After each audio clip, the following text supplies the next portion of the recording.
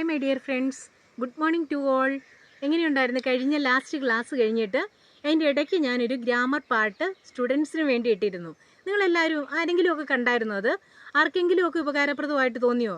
In case നിങ്ങൾക്ക് അത് ഉപകാരപ്രദമായില്ല എങ്കിലും ആർക്കെങ്കിലും ഇത് ആവശ്യമുള്ളവർക്ക് ഒന്ന് ഷെയർ ചെയ്ത് കൊടുക്കാൻ മടിക്കരുത് കേട്ടോ. ഓക്കെ, നമ്മൾ പഠിച്ചുകൊണ്ടിരുന്ന അതിൻ്റെ ബാലൻസ് ആയിട്ട് പഠിക്കുകയാണ്. നമ്മൾ പഠിച്ചു വരുമ്പോൾ ചിലർക്കെങ്കിലും ഒക്കെ ഒരു സംശയം തോന്നിയേക്കാം. ഇത് പഠിപ്പിച്ചു വരുന്നതിൻ്റെ, നമ്മൾ ഇന്ന് പഠിക്കുന്നതിൻ്റെ ബാക്കിയല്ല അടുത്ത ക്ലാസ്സിൽ വരുമ്പോൾ നമ്മൾ പറയുന്നത്. ഈ പരസ്പര ബന്ധമില്ലാത്ത അത് ഞാൻ നേരത്തെ ഒന്ന് നിങ്ങളുടെ സംശയം നിങ്ങളല്ല കേട്ടോ, ഞാൻ ഉദ്ദേശിക്കുന്നത് ചോദിക്കുന്നവർക്ക് ഞാൻ ക്ലിയർ ചെയ്ത് കൊടുത്തിരുന്നു. നമ്മൾ പഠിക്കുന്നത് പരസ്പരം നമ്മുടെ സംശയങ്ങൾ ഷെയർ ചെയ്ത് അപ്പോൾ തന്നെ നമ്മുടെ സംശയങ്ങൾ ക്ലിയർ ചെയ്താണ് നമ്മൾ പോകുന്നത്. ആർക്കെങ്കിലും തോന്നുന്ന സംശയങ്ങൾ നമുക്ക് കോൺടാക്റ്റ് നമ്പറിൽ കൊടുത്തിട്ടുണ്ട്. ആ നമ്പറിലൂടെ വിളിച്ച് ചോദിക്കുന്ന ആ സംശയങ്ങൾ നമ്മൾ ക്ലിയർ ചെയ്യുകയാണ് ചെയ്യുന്നത്. ഇന്ന് കിട്ടിയിരിക്കുന്ന സംശയം എന്ന് പറഞ്ഞാൽ what's the difference between though and if. ശരിയാണ്, എല്ലാവർക്കും സാധാരണ പഠിക്കുവാൻ ആഗ്രഹിക്കുന്ന, സംസാരിക്കുവാൻ ശ്രമിച്ചുകൊണ്ടിരിക്കുന്ന ഒരാൾക്ക് വന്നേക്കാവുന്ന ഒരു ചെറിയ ഡൗട്ടാണ് what's the difference between though and if. If എന്ന് പറഞ്ഞാൽ എന്താണ്? ഈഫിൻ്റെ അർത്ഥം എന്താണ്? നമ്മൾ നേരത്തെ ഒത്തിരി പഠിച്ചതാണ്, എങ്കിൽ അല്ലേ? ഈഫ് എന്ന് പറഞ്ഞാൽ എങ്കിൽ. പക്ഷേ ദോ എന്ന് പറഞ്ഞാൽ എന്താണ് അതിൻ്റെ വ്യത്യാസം? എങ്ങനെയാണ് ദോയെ ഈഫിൽ നിന്നും what's the difference between though and if? അതാണ് ഇന്നത്തെ നമ്മുടെ ക്ലാസ്. ഇത് ശരിക്കും ഒന്ന് മനസ്സിലാക്കിക്കണം, ശ്രദ്ധിച്ച് പഠിക്കണം കേട്ടോ. ഓക്കെ, ദോ എന്ന് പറഞ്ഞാൽ എങ്കിൽ എന്നും, ദോ എന്ന് പറഞ്ഞാൽ എങ്കിലും എന്നും, ഈഫ് എന്ന് പറഞ്ഞാൽ എങ്കിൽ എന്നുമാണ് അർത്ഥം. അതെങ്ങനെയാണ് പരസ്പരം ബന്ധപ്പെട്ടിരിക്കുന്നത്? എന്താണ് അതിൻ്റെ വ്യത്യാസം? എന്താണ് എങ്കിൽ എന്നുള്ളത്? എന്താണ് അതിന് വ്യത്യാസമൊന്നുമില്ലല്ലോ എന്ന് നമുക്ക് തോന്നാം. പക്ഷേ അതിന് വരുന്ന വ്യത്യാസം നമ്മൾ പറയുമ്പോൾ അത് വലിയൊരു കാര്യമായിട്ട് തോന്നില്ല എങ്കിലും നിങ്ങൾക്കറിയാം, പറഞ്ഞു വരുമ്പോൾ ഇഫ് യു കം ഹിയർ എന്ന് പറഞ്ഞാലോ, നിങ്ങളിവിടെ വരികയാണെങ്കിൽ എന്ന് പറഞ്ഞു.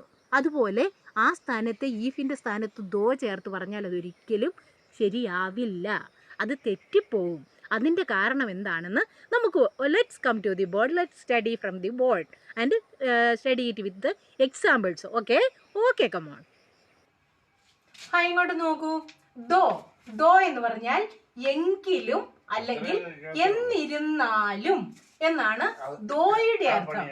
ഈഫ് മീൻസ് എങ്കിൽ. ദോ എന്ന് പറഞ്ഞാൽ എങ്കിലും അല്ലെങ്കിൽ എന്നിരുന്നാലും. പക്ഷെ ഈഫ് വന്നാൽ എങ്കിൽ എന്നർത്ഥം വരും. ഇത് നമുക്ക് ചേർത്ത് എക്സാമ്പിളിലൂടെ മാത്രം നമുക്കിത് ക്ലിയർ ആകുകയുള്ളൂ. ഇതങ്ങോട്ട് നോക്കൂ. If you try to speak എന്ന് പറഞ്ഞാൽ നിങ്ങൾ സംസാരിക്കുന്നതിന് ശ്രമിച്ചെങ്കിൽ. കണ്ടോ, ഈഫ് വന്നപ്പം സംസാരിക്കുന്നതിന് ശ്രമിച്ചെങ്കിൽ എന്നായി. ടു സ്പീക്ക്, സംസാരിക്കുന്നതിന്. ഇഫ് യു ആയപ്പോൾ ഇതുകൊണ്ട് എത്ര സിമ്പിൾ ആണെന്ന് നോക്കിയേ. If you try to speak, നിങ്ങൾ സംസാരിക്കുന്നതിന് ശ്രമിച്ചെങ്കിൽ. ഈ ഈഫിന്റെ സ്ഥാനത്ത് നമ്മൾ ദോ അങ്ങ് ചേർത്തു. ദോ ചേർത്ത് ഞാൻ പറഞ്ഞു ഇത് ഒരുപോലെയാണ്, ഏതാണ്ട് ഒരേ രീതിയിലാണ് ഇതിന്റെ മീനിങ് എന്തെങ്കിലും പൂർണ്ണമായും അതിന്റെ അർത്ഥം മാറിപ്പോകും. അതാണ് ദോ യു ട്രൈ ടു സ്പീക്ക്. ഈ ഈഫിന്റെ സ്ഥാനത്ത് ദോ വന്നു. അന്നേരം ദോ യു ട്രൈ ടു സ്പീക്ക് എന്ന് പറഞ്ഞാൽ നിങ്ങൾ സംസാരിക്കുന്നതിന് ശ്രമിച്ചെങ്കിലും എന്ത് പറ്റി? ഇത് ആൻസർ നെഗറ്റീവ് ആയിരിക്കും. കാരണം നിങ്ങൾ സംസാരിക്കുന്നതിന് ശ്രമിച്ചെങ്കിൽ നിങ്ങൾക്ക് ഒരുപക്ഷെ അത് സാധിച്ചേനെ, ഇത് പോസിറ്റീവ് ആകാൻ സാധ്യതയുണ്ട്. പക്ഷെ ഇത് ദോ യു ട്രൈ ടു സ്പീക്ക്, നിങ്ങൾ സംസാരിക്കുന്നതിന് ശ്രമിച്ചെങ്കിലും എന്ന് പറയുമ്പോഴോ അതിന്റെ ബാക്കി നമുക്ക് ഊഹിക്കാം അല്ലേ? ശ്രമിച്ചെങ്കിലും എന്ത് സംഭവിച്ചു എന്ന് നമുക്ക് ഊഹിക്കാവുന്ന കാര്യമേ ഉള്ളൂ. ഇതാണ് ഈഫും ദോയും തമ്മിലുള്ള വ്യത്യാസം. അതുപോലെ ഇവിടെ നോക്കിയേ, ഇത് തന്നെ ഇതിന്റെ പാസ്റ്റ് ടെൻസ് ആണ് ഇത്. ഇഫ് ഷീ ട്രൈഡ്, അവൾ ശ്രമിച്ചിരുന്നെങ്കിൽ.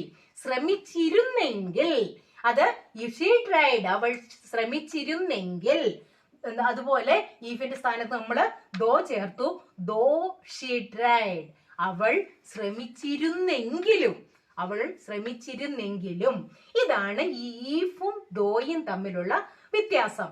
ഈഫും ദോയും ഏതാണ്ട് മലയാളത്തിൽ അർത്ഥം ഒരുപോലെയാണ് എങ്കിലും ഇതിൽ വരുന്ന വ്യത്യാസം മനസ്സിലായല്ലോ. എങ്കിൽ അല്ലെങ്കിൽ എന്നിരുന്നാലും അല്ലെങ്കിൽ എങ്കിലും എന്ന മീനിങ്. ഇതൊരല്പം കൂടി ഇത് ചെറിയ സെന്റൻസ് ആണ്. ഒരല്പം കൂടി വലിയ സെന്റൻസ് ആക്കി ഇതിനെ നമ്മളൊന്ന് സംസാരിക്കുമ്പോൾ നമുക്കിത് മനസ്സിലാകും.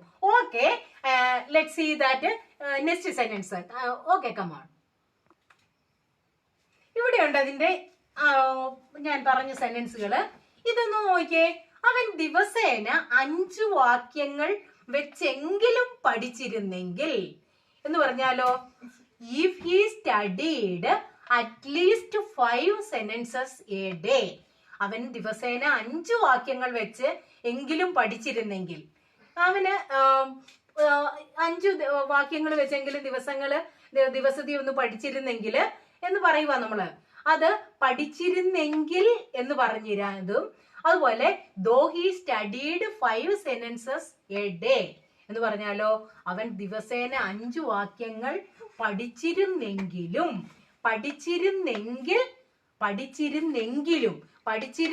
അവന് എന്തോ സംതിങ് ലോസ്റ്റ്, അവന് സാധിക്കാതെ പോയി. അവൻ ദിവസേന 5 വാക്യങ്ങൾ പഠിച്ചിരുന്നെങ്കിലും, ബാക്കി നമുക്കൊന്ന് ഊഹിക്കാം. ഇവിടെ അവൻ ദിവസേന 5 വാക്യങ്ങൾ വെച്ചെങ്കിലും പഠിച്ചിരുന്നെങ്കിൽ അവൻ എന്തൊക്കെയോ ചെയ്യാമായിരുന്നു, സാധിക്കുമായിരുന്ന കാര്യം ഇത് സാധിക്കാതെ പോയത്. പക്ഷേ അവനെ കൊണ്ട് പറ്റുന്നത് അവൻ ചെയ്തു. അവൻ ദിവസേന 5 വാക്യങ്ങൾ പഠിച്ചിരുന്നെങ്കിലും അവന് സാധിക്കാതെ പോയതെന്തോ പറയുന്നു.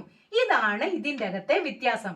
ഇത് ശ്രദ്ധിച്ച് ഇതിന്റെ അർത്ഥം മനസ്സിലാക്കി പഠിച്ചെങ്കിൽ മാത്രമേ ഈ ദോയുടെയും ഈഫിന്റെയും മീനിങ് വ്യത്യാസം മനസ്സിലാക്കാൻ സാധിക്കുകയുള്ളൂ. ഇത് നിങ്ങൾ സംസാരിക്കുമ്പോൾ ശ്രദ്ധിച്ച് പറയണം.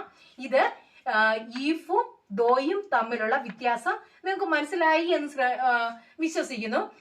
ഈ നമ്മളിപ്പോ പഠിച്ചുകൊണ്ടിരുന്നത് ട്രൈ വെച്ചുള്ള വാക്കുകൾ തന്നെയാണ്. നമ്മൾ ശ്രമിക്കുന്നതിനെ കുറിച്ചാണ് നമ്മൾ പറഞ്ഞത്.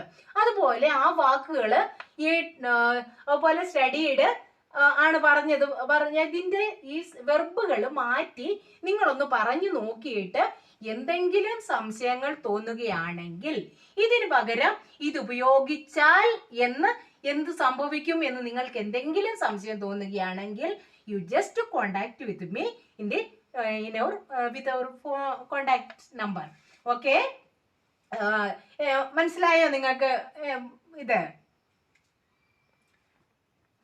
ഓക്കെ, ഈ ഈഫും ദോയും തമ്മിലുള്ള വ്യത്യാസം ചോദിച്ച ആൾക്കാർക്ക് ഇത് മനസ്സിലായോ? മനസ്സിലായില്ല എങ്കിൽ മനസ്സിലാകാത്ത കാര്യം എത്ര പ്രാവശ്യം ചോദിക്കുന്നതിന് നമുക്ക് യാതൊരു ബുദ്ധിമുട്ടും ഇല്ല. അത് വീണ്ടും വീണ്ടും ചോദിച്ചെന്നോർത്തോണ്ട് അത് നമുക്ക് ഈ സംശയങ്ങൾ തീരുന്നതുവരെ സംശയങ്ങൾ ചോദിച്ചുകൊണ്ടിരിക്കുന്നതിന് ഒരു ബുദ്ധിമുട്ടുമില്ല കേട്ടോ. ഒന്ന് ചോദിച്ചല്ലോ, ഇതിനി എങ്ങനെയാണ് വീണ്ടും ചോദിക്കുന്നതെന്ന് ഓർത്ത് ചോദിക്കാതിരിക്കേണ്ട. മനസ്സിലാകാത്ത ഏതെങ്കിലും ഭാഗമുണ്ടെങ്കിൽ ഇനിയും നിങ്ങൾക്ക് സംശയമായിട്ട് തോന്നുകയാണ് എങ്കിൽ നിങ്ങൾക്ക് വീണ്ടും നമുക്കിത് ചോദിക്കാം. അതുപോലെ അന്നേരം നമുക്ക് വേറൊരു ഈ വെർബ് മാറ്റിയോ അല്ലെങ്കിൽ ഈഫും ദോയും ആയിരിക്കും നമ്മുടെ മെയിൻ ആയിട്ടുള്ള നമ്മൾ മെൻഷൻ ചെയ്യുന്ന ഭാഗങ്ങൾ ഈഫും ദോയും. പക്ഷെ അത് ചേർത്ത് നമുക്ക് ബാക്കി കാര്യങ്ങൾ നമുക്കിതിനെക്കുറിച്ച് പഠിക്കാം.